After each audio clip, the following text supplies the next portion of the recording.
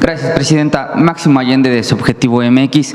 El pasado 29 de julio, en nuestro noticiero en vivo, retomamos un fragmento de un debate acalorado entre jóvenes periodistas que se preguntaban y discutían quién debía ponerle un alto a los entonces todopoderosos medios de comunicación.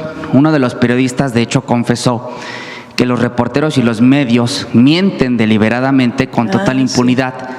Y retomaba que con las audiencias deberían de tener un mecanismo jurídico para cuestionar al medio en estos casos. El fragmento es del extinto CNI y los periodistas mencionados son Ciro Gómez Leiva, un joven Ciro Gómez Leiva y Sergio Sarmiento, respectivamente. Al respecto, Presidenta, 26 años después, dicho mecanismo tan necesario y pregonado por estos dos personajes, hoy está siendo mediáticamente combatido en ADN 40, antes CNI, y yo quisiera preguntarle, ahora que se toca el tema, ¿por qué hoy se combate, Presidenta, lo que se combate en medios de comunicación, se acusa censura, lo que ayer pues estos mismos periodistas exigían como un mecanismo de defensa de las audiencias?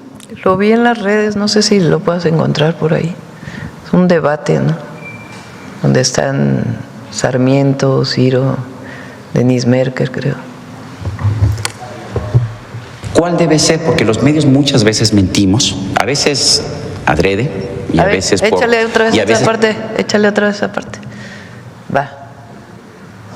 ¿Cuál debe ser? Porque los medios muchas veces mentimos, a veces adrede y a veces otra vez. Y a veces por otro… Otra vez, va la tercera, para que quede un poquito claro.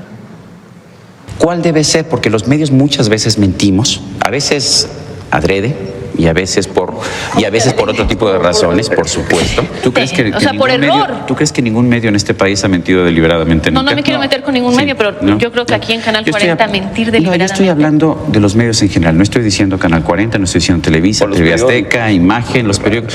Yo sí creo que se miente muchas veces en los medios y creo que se miente deliberadamente en algunas ocasiones. No, déjale. Está muy bueno el debate. ¿Cuál debe ser? Porque los medios muchas veces mentimos, a veces adrede y a veces por otro tipo de razones, por supuesto. ¿Tú crees que por error? ¿Tú crees que ningún medio en este país ha mentido deliberadamente? No me quiero meter con ningún medio, pero yo creo que aquí en Canal 40 mentir deliberadamente. No, yo estoy hablando de los medios en general. No estoy diciendo Canal 40, no estoy diciendo Televisa, TV Azteca, Imagen, los periódicos. Yo sí creo que se miente muchas veces en los medios y creo que se miente deliberadamente en algunas ocasiones. Es el que ayer sacó un artículo ahí en Reforma que reconoce públicamente que miente deliberadamente. Síguele.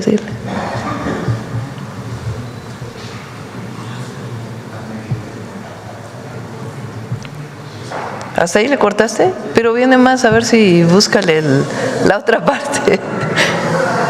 Búscale la otra parte para que lo veamos completo, por favor. El video está completo en el canal de YouTube de CNI, Canal 40, y de hecho la pregunta que detona ese debate era entre Ciro y López Dóriga. Se cuestionaban cuál debía de ser el mecanismo para autorregularse, para autocontenerse de los medios, dicen ellos, todopoderosos.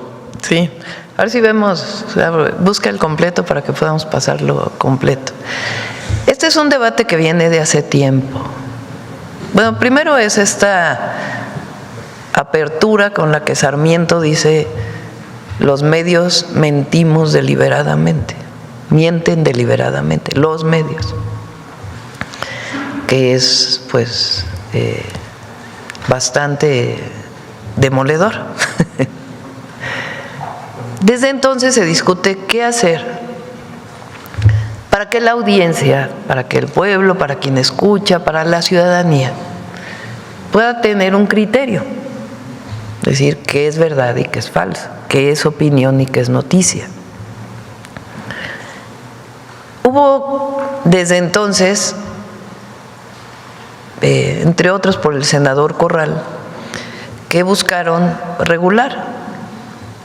generar condiciones para que los propios medios, para que no fuera el Estado quien les dijera qué tienes que hacer y qué no, que fueran los propios medios que pudieran publicar su código de ética y pudieran tener una persona que fuera el defensor de las audiencias, donde un ciudadano pueda quejarse y decir, oye, hablaron esto de mí o hablaron esto de este tema y desde mi perspectiva no dieron otra opinión, está sesgada, o dieron una noticia que no es real. Y el propio defensor de las audiencias del propio medio emitir una opinión al respecto. Desde entonces se planteó ese esquema para que los propios medios hicieran público su código de ética y tuvieran un espacio de queja para que la ciudadanía pudiera decir, no estoy de acuerdo con esto, sí estoy de acuerdo con esto, por favor brinda la información. No es el Estado, no es el gobierno, no es un mecanismo para el gobierno, es un mecanismo de la ciudadanía, de la audiencia. Desde entonces estuvo planteado. No quisieron los medios. Realmente se aprobó, después Peña Nieto lo quitó y en realidad nunca se hizo realidad. Ahora que se hizo la nueva ley de radio y televisión, porque desapareció la antigua comisión y se forma una nueva comisión, entre otras cosas porque estaba capturada por los propios medios esa comisión, y ahora pues son técnicos que están buscando generar condiciones de acceso a la información y de competencia en los medios y en las telefónicas. Ahora se aprobó una nueva ley. En el Congreso, a ver si me dices la aprobación de la ley, no sé si te acuerdas, Luisa, ¿qué día se aprobó la ley en el Congreso? Participó la Cámara de la Industria de la Radio y de la Televisión, es decir, las televisoras y las radiodifusoras.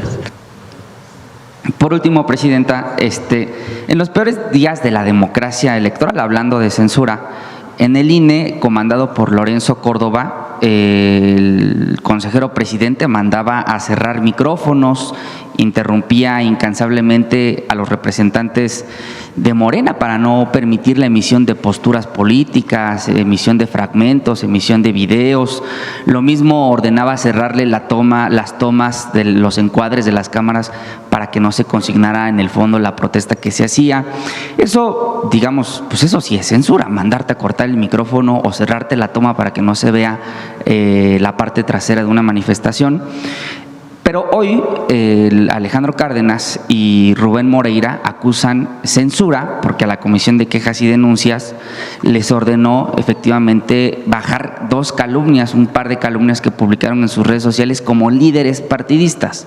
Al respecto, Presidenta, a usted le han emitido, la misma comisión en su momento le ha emitido medidas cautelares que no atienden el fondo del asunto, pero de entrada pues ya le hizo bajar la publicación. Lo mismo se aplica no solo para usted, entonces para el presidente López Obrador, ahora Moreno Cárdenas, aquí mismos compañeros periodistas han sido vinculados de estas comisiones de quejas y denuncias censurando, y luego resuelve el tribunal pues que siempre no hubo tal agravio y pues que se puede volver a publicarlo ya bajado, ¿no? El asunto es que se afecta, sí, a quien ya emitió una opinión, a quien ya emitió algún comunicado. Yo quisiera preguntarle, Presidenta, si ahora que hay consenso por parte de la oposición y también, digamos, en el gobierno, que han sido, yo diría, víctimas de la censura del instituto, periodistas, organizaciones civiles, personas ajenas a la vida pública, vinculadas por estas quejas y denuncias del INE y de los órganos electorales, ¿no sería momento, Presidenta, de ya quitarle esa facultad al instituto, que es una autoridad administrativa, más no jurisdiccional, como sí lo son los tribunales? Sería muy difícil ver quién la tendría. Es parte, digamos, de los lineamientos del Instituto Nacional Electoral. Pero retomo lo que dices del presidente del PRI, porque hay mucha hipocresía en la derecha. Increíble, imagínense. ¿Qué diría don Jesús Silva Gerso de que el PRI es la derecha en México? O muchos otros. ¿Qué hizo él cuando Laida Sansores, en su programa del Martes del Jaguar, denunció todas las anomalías que encontró? ¿Qué hizo él? Se amparó para que Laida no pudiera hablar de él. Ahora él dice mentiras. Y el INE le dice, oiga, usted es un funcionario, porque es funcionario público. Líder partidista. Es líder de un partido. No puede estar emitiendo estos anuncios, porque no está dentro del código electoral. Y entonces, ¡ay, censura! Y luego él, porque ahí además hay denuncia y todo. Hay mucha hipocresía en la derecha.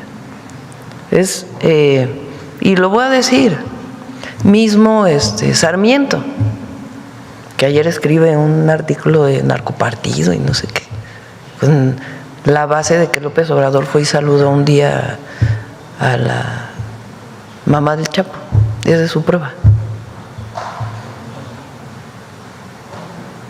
Aquí López Obrador explicó cómo fue, en fin, ninguna prueba. Pero él ha escrito muchísimas veces que los programas sociales son malos. Es más, vamos a poner uno.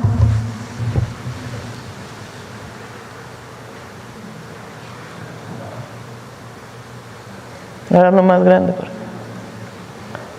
Yo no pienso que se deba eliminar el derecho de nadie a votar, pero sí sostengo que los subsidios de la 4P están pésimamente diseñados.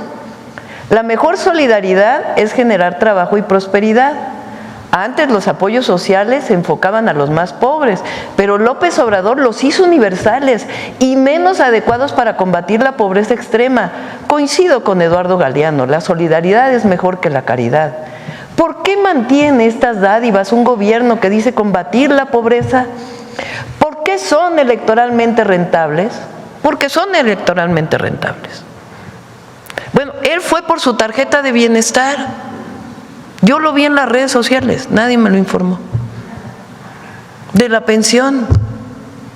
Bueno, si no estás de acuerdo con los programas sociales, ¿por qué vas a pedir tu programa? Igual que Cuadri. Cuadri habló pestes de la pensión a adultos mayores y luego fue a pedir su tarjeta de bienestar. Allá hay mucha hipocresía, lo siento, pero es muy hipócrita. Y el que piensa que los programas sociales están mal diseñados, que no deben ser derechos del pueblo de México, de todas y de todos, sino solamente para un sector de la población. Entonces, ¿por qué vas por tu tarjeta si estás en contra? Es lo mismo. Hace 16 años hablabas de que los medios mentían deliberadamente y hoy dices que censura el que haya un derecho de las audiencias. Pues ese es muy hipócrita. ¿Por qué una y la otra? Una y la otra. Lo que hay en el fondo es que no están de acuerdo con nuestro gobierno, porque ellos quisieran tener los mismos privilegios que tenían antes. Pero ya no. México cambió. Y cambió porque el pueblo de México lo decidió. ¿Hay censura? No hay censura.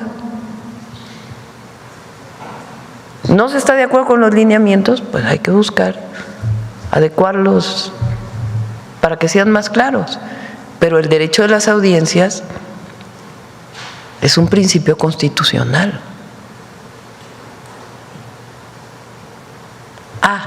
Que mienten todo el día. ¿Qué hacemos nosotros? Pues decimos, miren, esto es mentira, la verdad es esta. Aquí les informo cómo está la pensión adulto mayor, cómo están las becas, los programas de bienestar, cómo estamos dando incentivos a los productores agrícolas de Sinaloa, cómo tenemos el programa de vivienda para el bienestar, cómo van las carreteras, cómo van los trenes.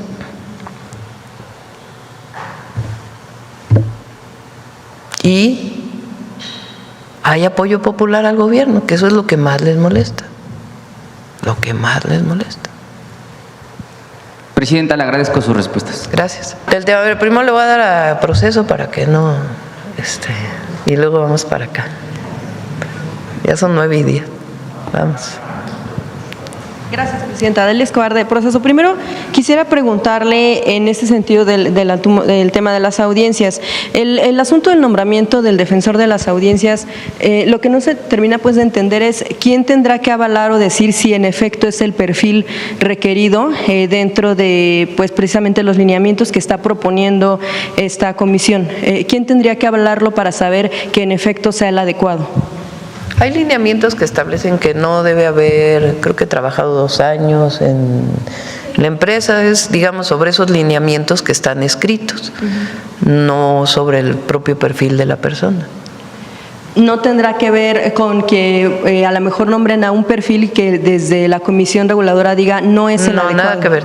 O sea, hay lineamientos que se tienen que cumplir, o hay requisitos que se tienen que cumplir, que están en los lineamientos, y solamente pudiera decirse no cumple porque a lo mejor trabajó ayer en la empresa o algún otro lineamiento, pero no debe orientarse por el perfil de la persona, sino de que cumpla los requisitos. Obviamente que no se tenga pues por fuera de conocimiento de que esté o no alineado o a favor del gobierno o a favor de no, de ninguna contrario. manera. Quisiera preguntarle también, de acuerdo con la propuesta que se presenta, ¿qué instancia será la que determinará si en efecto se está cumpliendo o no con la expectativa de quien denuncia que no está de acuerdo con un contenido? Pero no es la expectativa, eso no se va a sancionar. Lo que se puede sancionar en este momento, como dicen los lineamientos, a opinión pública en este momento, es si nombraste, a ver, ponlos los 3, los que puso Luisa. Si no emitiste tu código de ética, a ver, los lineamientos dicen, nada más tardar el, 30 de septiembre deben emitirse los códigos de ética. Ya llegó octubre y no los emitiste, bueno, pues hay una primera sanción de que no emitiste tus códigos de ética. No nombrar al defensor, que digas, no, yo no voy a nombrar al defensor de las audiencias para tal fecha, no lo nombraste. Bueno, pues tienes una sanción por no nombrarlo. No poner a disposición de las audiencias mecanismos de defensa. No publicaste cómo la audiencia puede quejarse. Pues hay una sanción. Nada más por eso. Que si por los criterios, que si por... No, nada que ver. Los códigos de ética no se van a sancionar. No es, oye, no pusiste esto, no pusiste aquello, no. Es tu código de ética. O sea que si, por ejemplo, una persona se queja sobre un contenido, la ciudadanía, y al final el órgano regulador no entrará a sancionar si en efecto no se está cumpliendo con la expectativa de lo que se está informando, es decir, entonces, ¿qué sentido tendrá? Que una persona puede conformarse. Si la ley dice que debe emitirse un código de ética y no lo emite, es la única manera en que se puede sancionar. Lo otro, pues tiene que ver con el código de ética de la empresa. Esto aplicará también porque finalmente también en medios de radio y televisión se publican algunas pues información, algo que tiene que ver de publicidad con el gobierno. ¿Aplicará, por ejemplo, con información que esté relacionada con el pago con recursos públicos, por ejemplo, la publicación de encuestas? Que si un medio le paga a un gobierno por publicar una encuesta, debe decir publicidad. Eso en las escritas así está. Por ejemplo, el gobierno mexicano si paga para que se difunda alguna encuesta o alguna información, se tiene que también aplicar el tema de la publicidad. Se tiene que decir que. De hecho, ya en los medios escritos así está. Ok, Presidenta, preguntarle también sobre este tema de si con el tiempo, le pregunto qué sentido tiene, porque si por ejemplo una persona se inconforma y al final queda en la cancha del medio y la persona a lo mejor no queda conforme, pues ¿qué va a suceder ahí? Se lo pregunto también porque por ejemplo ha habido antecedentes en los que el propio gobierno ha mencionado que es mentira cierta información o que es falso. Recordemos el caso del derrame del petróleo que sí fue parte de Pemex en el Golfo de México. ¿Qué va a pasar si con el tiempo se descubre que la información era real y pues ya se desacreditó en algún momento? ¿Por qué no dices la segunda parte, Dalila? Porque es importante. Bien. Al principio se pensó que era parte de las chapopoteras. Cuando se hace el análisis, se dice, fue un derrame de Pemex por parte de la autoridad. Porque si no cuentas la historia completa, pues nos quedamos a la mitad. Sí, claro, fue también por la insistencia de medios de comunicación que publicaban la información. La presidenta desde el primer momento, independientemente de lo que hubieran publicado en los medios, y está por escrito, le pidió a la Secretaría de Ciencia que nombrara un equipo científico para determinar cuál era el origen del derrame. ¿Qué sucede con esos casos? Por ejemplo, también el tema de Palacio Nacional, que en efecto usted aquí confirmó que se había tenido información de una persona asoleándose, por mencionar solamente un caso en las ventanas de Palacio. Aquí usted lo admitió, pero hubo otras instancias, por ejemplo, como Infodemia, que dejaban y daban también por hecho que era falso. Infodemia. Y también. Infodemia pidió disculpas, tiene un código de ética Infodemia, a diferencia de muchos medios. El caso de Pemex también, y hubo muchas otras por las cuales de hecho hay incluso denuncias también de periodistas ya presentadas porque pues en el momento se desacredita la información, ya con el paso del tiempo, bueno, se admite en efecto aquí que hubo un error, pero difícilmente se ofrece disculpas por cada una de las veces que ¿Pero no qué se estás dice insinuando, Dalila? Porque no entiendo. Precisamente sí, por ejemplo, con ese tema del derecho de las audiencias, aquí en la misma conferencia ha habido varias veces en las que se ha mencionado que cierta información es falsa y al final resulta real. En algunos casos se admite, pero no en todos. ¿En qué momento? Pero yo tengo, fíjate, este espacio. Tú estás aquí con el derecho absoluto a preguntar lo que tú desees. Sí, cada mes. Ahí, miren, ¿cuántos somos aquí? 1, 2, 3, 4 por 1, 2, 3, 4, 5, 6, 7. 7 por 4, 28, por 2. Todos ustedes tienen derecho a preguntar, a veces no nos da el tiempo, pero busco siempre que sea plural las preguntas, que no siempre pregunte la misma persona. Siempre estoy buscando quién no ha preguntado para poder preguntar. Aquí hay derecho de réplica, ustedes tienen la pregunta durante 2 horas al día y se contesta. Y cuando se hace una pregunta que no tengo en ese momento la información, se brinda la información. Es decir, es abierto. La mañanera, bueno, la tuvo el presidente López Obrador y la tenemos nosotros. Dime de los presidentes del pasado quién tenía un espacio como este donde pudiera criticarse, cuestionarse. Entonces, si hay algo en donde no se conocía la información completa y después se da, después se da. Es decir, aquí hay completa libertad de preguntar lo que se desee. Bien, sí, también hubo otro antecedente cuando se dio la información por parte de la Procuradora Fiscal de la Federación de los 600,000 millones de pesos por el tema del daño al erario por huachicol fiscal. Se había dicho aquí que no era real, sí lo dijo, ahí hubo un video, pero también no nos han dado pues la información final en torno a este tipo de… Sí, es un tema, por ejemplo, que tenemos pendiente. Hay varios. Está el tema, por ejemplo, de las denuncias que hemos presentado en Estados Unidos por la violación de los derechos humanos de nuestros compatriotas. Está el tema de todo lo que se ha hecho administrativamente para evitar el robo de combustible. Traemos como 4 o 5 cosas pendientes que las vamos a presentar aquí en la mañana. ¿Y el informe de los periodistas asesinados, cuántos van en lo que… Sí, también, con todo gusto. Gracias, Presidenta. En otro tema, también en materia educativa y de menores de edad, ya que ayer se hablaba del asunto, sobre estos centros de educación y cuidado infantil, los CESI, ¿cuántos se han construido y cuántos ya están en funcionamiento?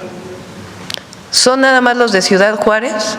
Lo que se decidió para que fuera más rápido es que el IMSS hizo un convenio con la Secretaría de Infraestructura, Comunicaciones y Transportes y ellos van a construir los CESIs y se los entrega de nuevo al Instituto Mexicano del Seguro Social. Sí se va a cumplir la meta para el final del sexenio de 1,000 CESIs. Y sí, a preguntarle, en este sentido, en lo que se van construyendo, ¿cómo queda el tema de las estancias infantiles subrogadas? Que recordemos el gobierno ha dicho que ya no quiere ese sistema por la tragedia, también recordamos del ABC en Sonora, en sexenios anteriores, que incluso ha tocado a personas cercanas a Felipe Calderón. Quisiera preguntarle cómo va a quedar este sistema de las instancias infantiles subrogadas, porque muchas han hablado de que ya, por ejemplo, a final de año se va a concluir un contrato, una concesión que se tiene para poder operar.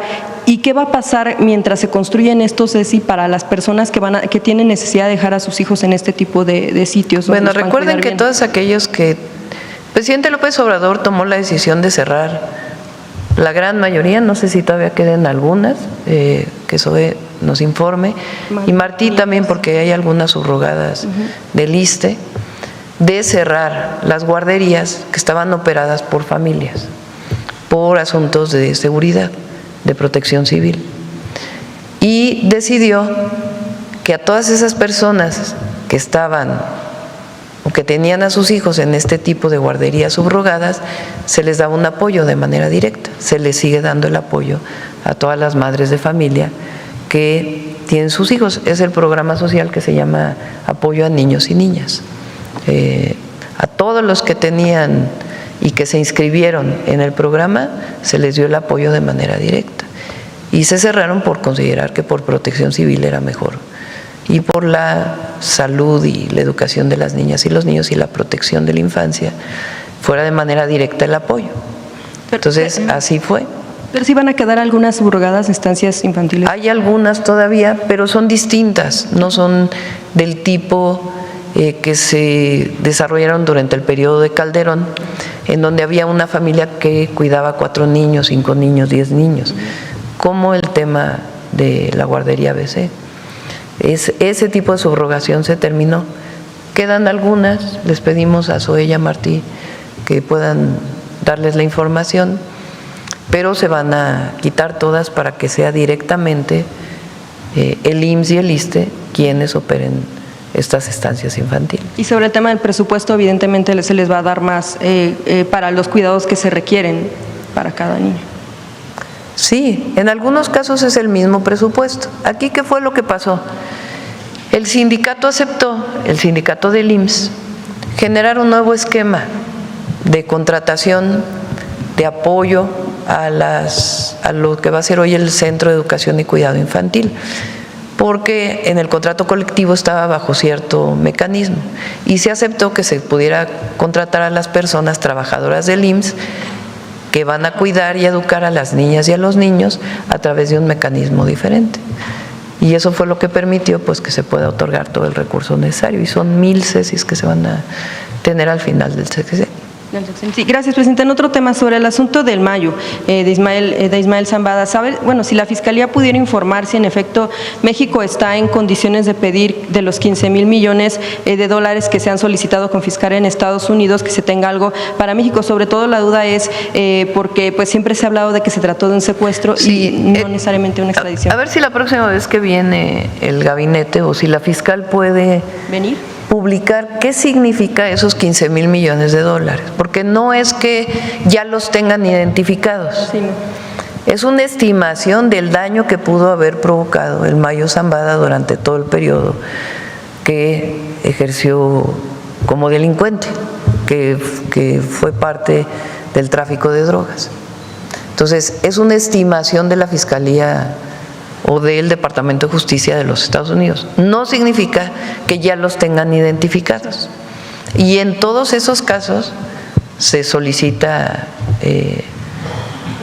si hay incautación, que sea entregado. Vamos a traer a Omar Reyes, que es el titular de la UIF, porque acaban de ser recuperados $500,000 del caso García Luna. $500,000, que los vamos a dedicar además a algo particular. Sí, la pregunta es como por el asunto de si en efecto entraría por el tema de que no fue una extradición, sino fue un secuestro, que a final de cuentas tampoco tenemos la información y que al no haber juicio pues difícilmente se pudiera tener. Vamos a hacer, sobre cómo, para que quede muy claro, todo lo que sea benéfico para el pueblo de México. Esa es nuestra función y nuestra tarea. Si hay incautación de bienes a cualquier narcotraficante o delincuente de cuello blanco que está en Estados Unidos, vamos a solicitar que sea entregado a México en el marco de las leyes, porque el principal daño se ejerció aquí y lo que se determina en el marco de las leyes de colaboración. ¿Se pediría entonces que Ismael Zambada pudiera responder por los delitos cometidos en México ante Pero eso la ya justicia mexicana? Eso ya está. Y que lo explique la Fiscalía.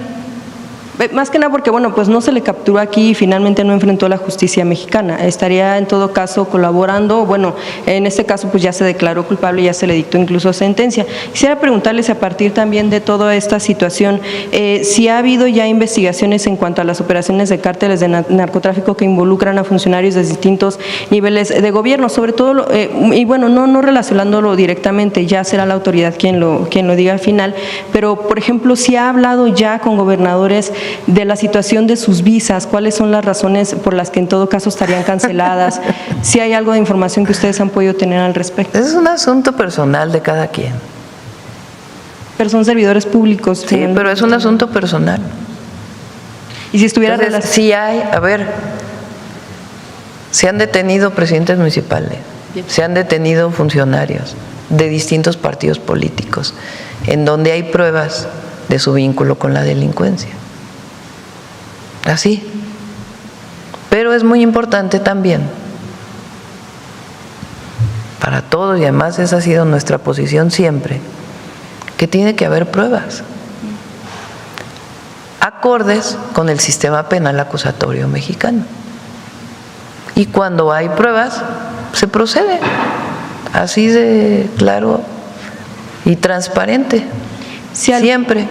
Perdón, si algún gobernador o gobernadora tuviera que responder por algún delito, por ejemplo, lavado de dinero, etcétera, alguna relación con criminales, finalmente pediría que tuvieran que dar esa información al gobierno mexicano. Ustedes los investigarían porque difícilmente lo van a declarar.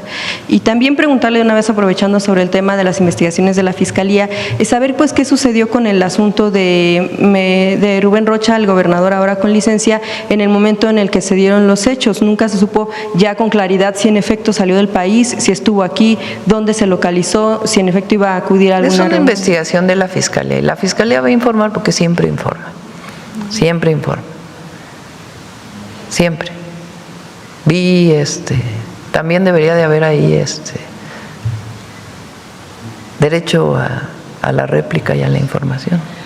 Sobre actos anticipados de campaña, Presidenta, hemos visto algunas personas que están buscando... Ya son como 20 preguntas, Alila. Que están buscando algún cargo, bueno, pues es que después de un mes, están buscando algún cargo público. Quisiera preguntarle si está de acuerdo con este asunto, el proceso electoral... Que lo determine el INE. Es que la ley es muy clara y que lo determine el INE y el tribunal. Así de sencillo. Nosotros siempre vamos a cumplir con la ley, siempre. Siempre. Y si hay alguien que pide a la Fiscalía que se investigue, al Gabinete de Seguridad, cuando hay un tema se investiga. Porque ha habido algunos casos como el de... A ver cuándo investigó Calderón a García Luna. Digo, solo pregunto, ¿no? O aquella vez que firmaron con todos los medios que nadie iba a hablar de nada relacionado con la violencia y los narcos. Y todos hablaron, decir, sí, tenemos que cuidar a las audiencias, no se vayan a molestar porque digamos algo que... Ya de eso ya no se habla. No, yo le preguntaba por los actos anticipados de campaña para los procesos electorales. Por eso, que lo determine el INE, Dalila. Porque si hay alguien que está haciendo acto anticipado de campaña, pues que el INE lo determine y el tribunal lo determine y que se cumpla con la ley. Esa siempre va a ser nuestra posición. Siempre. Sí, se lo preguntaba porque está el caso de que en las fechas clave será hasta enero o incluso hasta abril que empiecen ya las campañas. Bueno, yo te pregunto, ¿quién tendría que determinar si hay un acto anticipado de campaña? El INE, pero a final de cuentas están determinando cuando ya también hubo antecedentes. Ahorita vemos a Andrés Manuel López Beltrán que comenzó recorridos porque era una diputación federal en Tabasco y eso es un claro históricamente acto anticipado. Sería bueno que lo investigaras. Es hasta el final, a veces de la campaña, cuando se hace la evaluación de las quejas. Muchas veces. No es en el momento. Ahora, si hay quejas de actos anticipados de campaña, que se presenten y que actúe el INE y que actúe el tribunal y que se cumpla con la ley. Y nadie debe hacer actos anticipados de campaña, porque así dice la ley. Y no hace falta fortalecer. Sí, pero no le corresponde a la presidenta. Hay una institución autónoma que durante muchos años o durante un periodo la oposición decía, el INE no se toca, ¿no? Bueno, pues que lo determine el INE, no la presidenta. Que el INE determine, a partir de las quejas de quien las quiera presentar, si hay actos anticipados de campaña o no, y que sancione de acuerdo a las leyes. Pero ahora tú me pides que sea la presidenta quien sancione, pues no. No me toca. Que sancione. Le toca al INE y al Tribunal Electoral. Y si alguien tiene una queja sobre eso, que presente sus quejas y que actúe en consecuencia las instituciones electorales, que para eso están. Gracias, presidente. Gracias.